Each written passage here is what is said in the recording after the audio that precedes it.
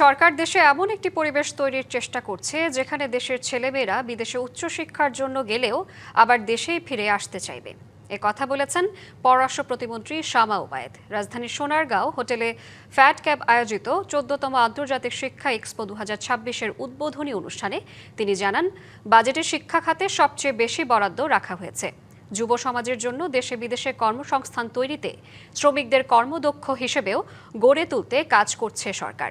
এ সময় এডুকেশন কনসালটেন্সির নামে অসাধু চক্রের প্রতারণা থেকে শিক্ষার্থীদের রক্ষা করতে তথ্য দিয়ে সহযোগিতা করার আহ্বান জানান পররাষ্ট্র প্রতিমন্ত্রী।